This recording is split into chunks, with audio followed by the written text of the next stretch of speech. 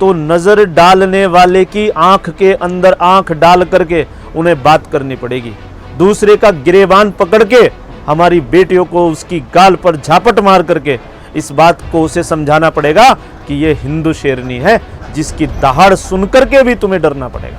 विकृत मानसिकता वाले लोग, नपुंसक मानसिकता वाले लोग, कायर नपुंसक लोग वहां पर जो उस समय मौजूद थे, हिंदू समाज अपनी शिक्षा में धर्म की शिक्षा को महत्वपूर्ण नहीं मानेगा और स्वयं जागने का काम नहीं करेगा, तो इस तरह की जो घटनाएं हैं वो तो होंगी। क्या ऐसी घटनाओं की पुनरावृत्ति दोबारा नहीं होगी, इस बात की कल्पना कर सकते हैं आप? हिंदू समाज कभी भी एकजुट नहीं हो सकता जब तक हिंदू समाज के अंदर स्वयं संघर्ष करने की क्षमता खड़ी नहीं होगी। नमस्कार दोस्तों, मेरा नाम अखिलेश गुप्ता है और आप देख रहे हैं द न्यूज़ वाला नेटवर्क। आज हम बात कर रहे हैं एक बहुत बड़ा विषय जो पूरे भारत में इस विषय को लेकर चर्चा हो रही है कि आखिर निकिता तोमर को गोली क्यों मारी गई। और इस विषय पे बात करने के लिए भारतीय जनता पार्टी के हरिद्वार जिला हरिद्वार के उपाध्यक्ष डॉक्टर अंकित आर्या जी हैं, हमारे साथ मौजूद हैं। अलग अलग विषयों को लेकर के समसामयिक मुद्दों पर आप हमेशा अपना कुछ न कुछ वक्तव्य देते हैं, वो जो कि जनता के लिए हमेशा हित में होता है। तो आज हम आपका सर बहुत बहुत स्वागत करते हैं। प्रणाम।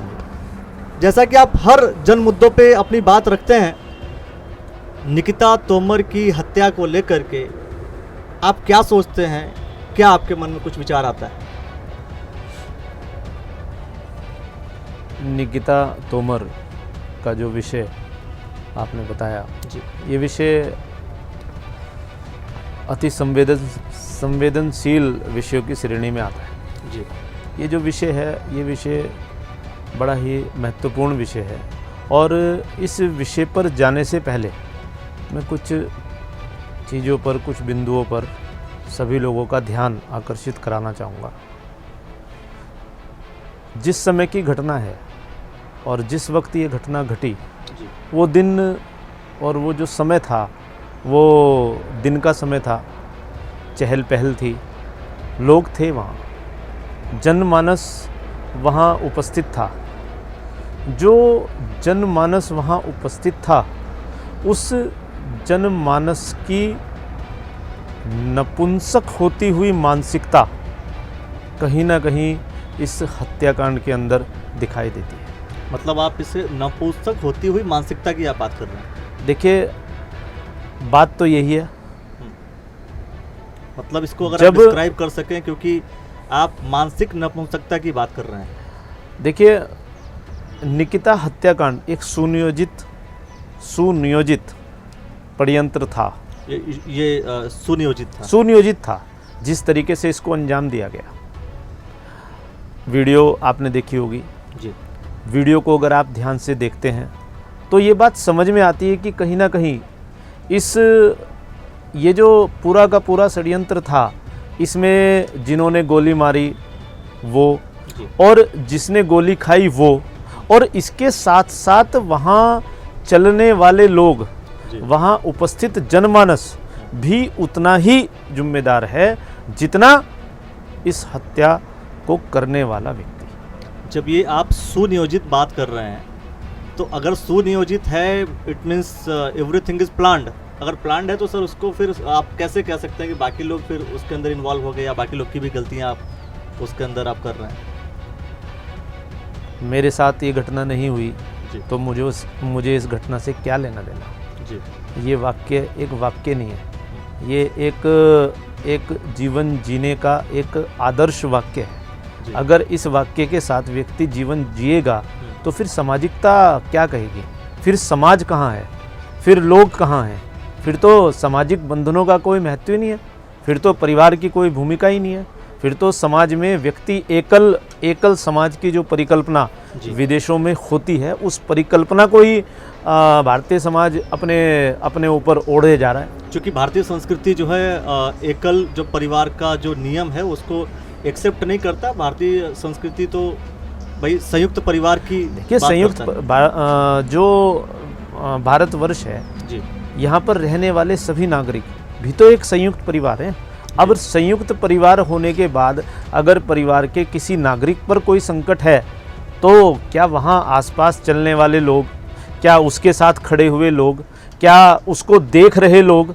क्या वो उस घटना का केवल दर्शक मात्र की भूमिका में रहने वाले हैं? बिल्कुल। क्या ऐसी घटनाओं की पुनरावृत्ति दोबारा नहीं होगी? इस बात की कल्पना कर सकते हैं आप?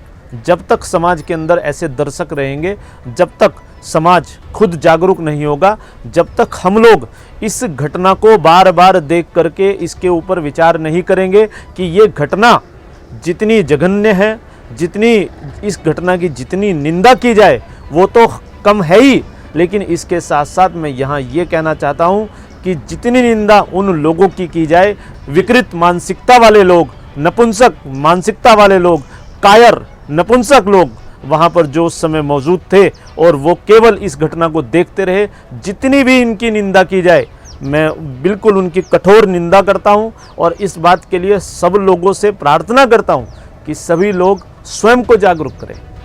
स्वयं जागरूक होंगे तभी हम ऐसा कह सकते हैं कि इस तरह की घटनाओं की पुनरावृत्ति नहीं होगी।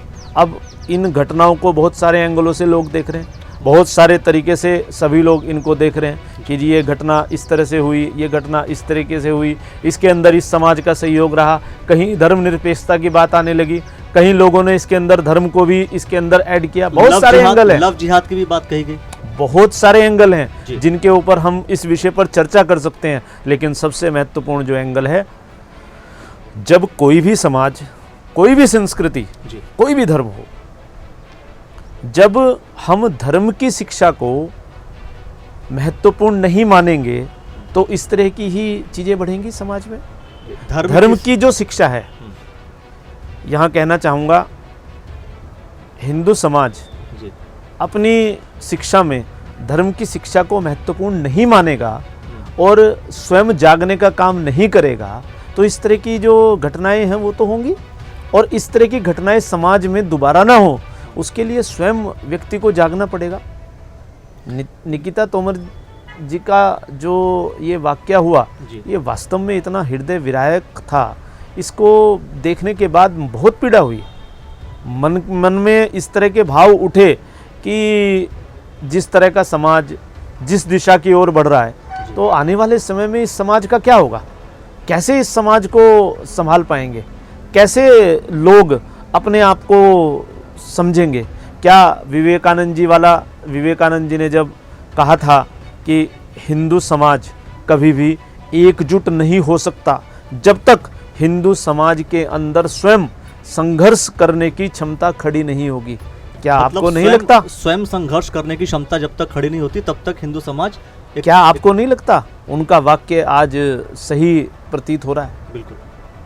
वहाँ बहुत सारे लोग थे, वहाँ बहुत सारे लोग थे, वो लोग चाहते तो इस घटना को इस अंजाम तक न पहुंचाया जाता, हो सकता है ऐसी स्थिति ला सकते थे, ऐसी स्थिति आ सकती थी, ऐसा हो सकता था कि निकिता तोमर आज हमारे बीच जीवित होती। बिल्कुल सही, लेकिन इसके लिए समाज को खड़ा होना जैसा कि आपने कहा साफ साफ कि मैं बात कर रहा हूं दोस्तों डॉक्टर अंकित आर्या जी से, स्पष्टवादी हैं, स्पष्ट तौर पर आप अपनी बात रख रहे हैं कि अगर ये मानसिक नपुंसकता नहीं होती और साथ में आप कायरता की बात कर रहे हैं, अगर ये नहीं होती तो शायद निकिता तोमर हमारे बीच होती। मैं तो ऐसा ही मानता हूँ, ये जो समाज को एक बार सोचना पड़ेगा। और साथ में आप हिंदुत्व की जो आप बात कर रहे हैं कि हिंदू अपने बच्चों को, अपने आसपास के सभी लोगों को धर्म की शिक्षा दें, इसका मतलब ये है कि शायद अब जो आप हिंदू की आप बात कर रहे हैं वो शायद धर्म को समझ नहीं पा रहे हैं या धर्म से परे हो गए हैं शायद।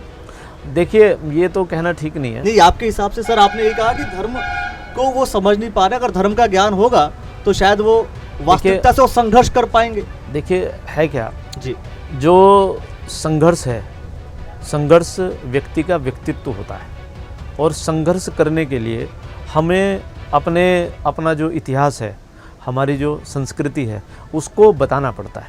हम बच्चों को किस प्रकार के संस्कार देंगे ये तो माता पिता ही तय करेंगे जी, ये तो समाज ही तय करेगा जी। जैसे बच्चों को संस्कार मिलेंगे उसी तरह की संस्कारित व्यवस्था में बच्चे पलेंगे, बढ़ेंगे। जब हम अपने पूर्वजों का इतिहास नहीं जानेंगे तो हमें कैसे पता चलेगा कि हमारा इतिहास महत्वपूर्ण है, हमारा इतिहास इतना गौरवशाली है, हमारा जो इतिहास है वो इतना संघर्षमय इतिहास है। आप इतिहास को देखिए तो सही, आप इतिहास लेकिन कई बार सर भारतीय जनता पार्टी के लोग ही कहते हैं कि इतिहास में बहुत कुछ फेरबदल हुआ है। देखिए, और आप कह रहे हैं इतिहास को जानिए। देखिए विषय पे रहते हैं, जो विषय है अरे सर, हम मैं- विषय पे ही रहते हैं। आप चूंकि इतिहास पे गए तो मैं इतिहास की बात नहीं, कर रहा हूँ। इतिहास पे जरूर गए। हाँ। इतिहास कौन से इतिहास पे गए? गौरवशाली इतिहास पे गए। अब इतिहास के कुछ काले पन्ने भी हैं, उन काले पन्नों को थोड़ी लाना है यहाँ पर। अब हम जो विषय वो जिस विषय गौरवशाली पे हैं, पन्नों की आप बात करेंगे, कुछ बता पाएंगे गौरवशाली के 2-4 पन्ने, कुछ गौरव- शब्दों में, कुछ वाक्यों में। हिंदू साम्राज्य की स्थापना करने के लिए जिस समय महाराज शिवाजी महाराज ने दक्षिण से हिंदू धर्म की स्थापना के लिए पताका उठाई, तो वो हमारा गौरवशाली इतिहास है। जी। महर्षि दयानंद ने जब धर्म की पताका उठाई और पुनः वैदिक परंपरा को इस देश के अंदर जीवित करने के लिए उस अबला नारी को समाज की उन मानसिक कुरीतियों से दूर करने के लिए, आपको तो जानकारी है ही, महर्षि दयानंद जी ने ही इस प्रथा की शुरुआत की थी। जी। नारी के पुनर्विवाह की जो प्रथा थी वो महर्षि दयानंद जी ने ही शुरू की थी। ये भी हमारा गौरवशाली इतिहास है। स्वामी विवेकानंद जी ने जो शिकागो में भाषण दिया वो हमारे गौरवशाली इतिहास की तस्वीर बताता है। जो हमारी जो संस्कृति है, हमारी संस्कृति को हमें बचाना चाहिए, और संस्कृति को बचाने के लिए हमें कहीं ना कहीं अपनी वैदिक परंपराओं को पुनः जीवित करना चाहिए। आज जो शिक्षा पद्धति है उस शिक्षा पद्धति को गुरुकुलीय शिक्षा पद्धति में बदलने की आवश्यकता महसूस होती है। क्या आप इस बात से सहमत हैं कि ब्रह्मचर्य भी कुछ होता? बिल्कुल। ये जो शब्द है, इस शब्द को ही मैं समझता हूँ कि लगभग बहुत सारे लोग इस शब्द को ही नहीं जानते होंगे। आप बच्चों से बात करना तो बहुत दूर की बात है, हम इस शब्द का महत्व कितना समझते हैं, कितना हम इस शब्द के बारे में जानते हैं, इस शब्द की सार्थकता क्या है। जब तक हम इस विषय पर ब्रह्मचर्य को लेकर के खुलकर अपने घर में बात नहीं करेंगे, अपने बच्चों को इसकी जानकारी नहीं देंगे, अपने बच्चों से इस विषय पर चर्चा नहीं करेंगे, तो तब तक उन्हें हमारी संस्कृति का महत्व समझ में नहीं आएगा। हमारे आचार्यों को पता था, ऋषि मुनियों को इस बात का पता था कि ब्रह्मचर्य का महत्व है, तभी उन्होंने इसकी आधारशिला रखी, तभी उन्होंने इसके महत्व को बताया, और तभी उन्होंने बच्चों को और गुरुकुलीय व्यवस्था दी, तभी परिवार के अंदर इस बात की परंपरा डली। आज वो परंपराएं पुनर्जीवित करने की बात। मतलब आपका जो पूरा स्टेटमेंट यहाँ जा रहा है कि भारतीय संस्कृति, भारतीय संस्कार और परंपरा को अगर हम लागू करें तो शायद ऐसी घटनाएं नहीं होंगी। आप इस तरफ अगर आप ले जाना चाह रहे हैं इस विषय को, तो कैसे अगर हम सीधा मैं चाहता हूँ कुछ सेंटेंस में आप इस चीज़ को बताएं कि कैसे आप इस चीज़ को, मान लीजिए भारतीय संस्कृति और परंपरा की अगर कोई बात करता है या भारतीय संस्कारों को अगर एक्सेप्ट करता है कोई, तो ऐसी घटनाएं नहीं होंगी, ये कैसे निश्चित हो सकता है? योगस्य चित्तवृत्ति निरोध है। ये जो वाक्य है, इसके अर्थ में अगर आप जाएंगे जी। तो जो हमारा मन होता है वो सबसे ज़्यादा चंचल होता है। जी। मन को बांधना ये योग का एक प्रकार है, योग का एक कौशल है।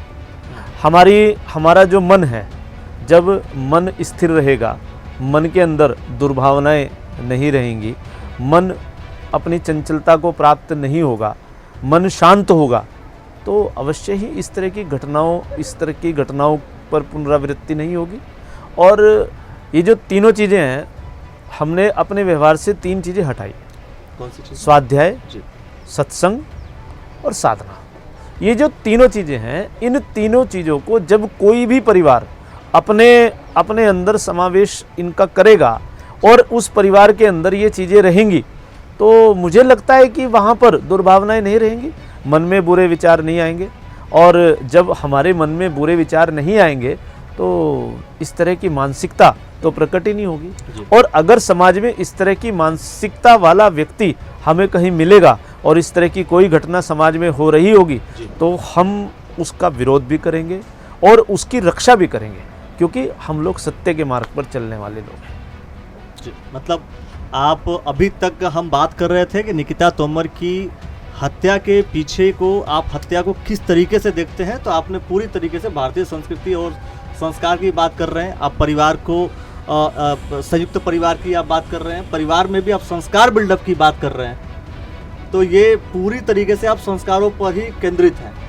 आपने योग की बात की, दैनिक जीवन में अपने आप को कैसे जीवन जीने का प्रयास करें और कैसे हम अपने मन मस्तिष्क को बेहतर बना सकते हैं, आप इसकी बात कर रहे हैं। लेकिन अभी तक बहुत से लोग हैं, बहुत से भारतीय जनता पार्टी के पदाधिकारी हैं जो इस बात से इत्तेफाक रखते हैं कि कहीं ना कहीं ये लव जिहाद का मैटर है, क्योंकि कहीं ना कहीं हिंदू मुसलमान का मैटर है, शायद ये रहता है। और आपने अभी तक उस विषय पे चर्चा नहीं की। हालांकि मेरा ऐसा कोई इंटेंशन नहीं है कि हम इस लव जिहाद की ही हम बात करें, लेकिन चूंकि भारतीय जनता पार्टी के पदाधिकारी आप हैं और बहुत से लोग हैं जो इस पर खुल के बात कर रहे हैं, इसलिए एक सवाल बनता है आपसे कि आप इस एंगल पर क्या कहना चाहेंगे।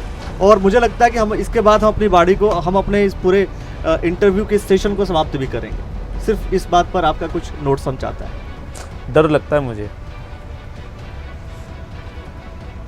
ये जो विषय है जी बड़ा डराने वाला है। देश में अल्पसंख्यक समुदाय से सुरक्षा मांगता हुआ बहुसंख्यक समाज, जब इस विषय को सोचता हूँ तो समझ में नहीं आता कि यह समाज किस दिशा में जा रहा है। जागना पड़ेगा। कैसा जागना? समाज को जागना तो पड़ेगा, समाज को अपने अंदर झांकना पड़ेगा, एकजुट होना पड़ेगा, खुद खड़ा होना पड़ेगा। कोई बाहर से नहीं आएगा, हमें कोई आकर के समझाने वाला नहीं है, आकर के कोई बताने वाला नहीं है कि जाग जाओ। हमें खुद अपने आप को सबल बनाना पड़ेगा और इस तरह की घटनाएं समाज में ना हो, उसके लिए डट करके खुद अपने आप को खड़ा करना पड़ेगा। हमें अपनी बहू बेटियों की रक्षा के लिए उन्हें शस्त्र की शिक्षा देनी पड़ेगी, उनका आत्मविश्वास बढ़ाना पड़ेगा, उन्हें इस लायक बनाना पड़ेगा कि कोई भी उनके ऊपर बुरी नज़र डालने से पहले 100 बार सोचे।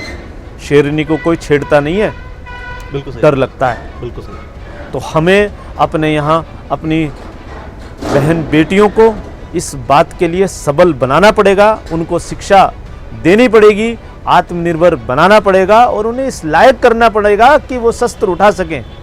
बेटी बचाओ बेटी पढ़ाओ का जो ये नारा है, ये जब ही सफल होगा जब बेटियां आत्मनिर्भर बनेंगी, वो अपनी आत्मरक्षा करने में सक्षम हो।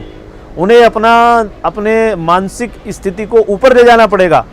कोई उन पे नज़र डाले तो नज़र डालने वाले की आंख के अंदर आंख डाल करके उन्हें बात करनी पड़ेगी।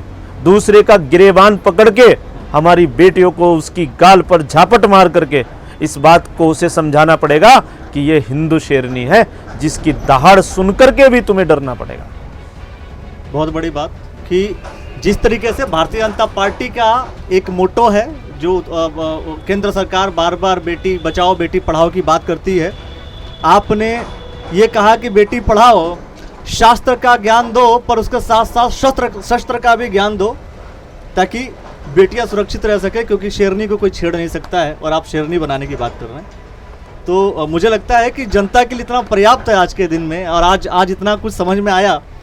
आपने बिल्कुल साफ और स्पष्ट तौर पे बात की, हमेशा आपने जगाने और जागने और जागृति की बात कर दी।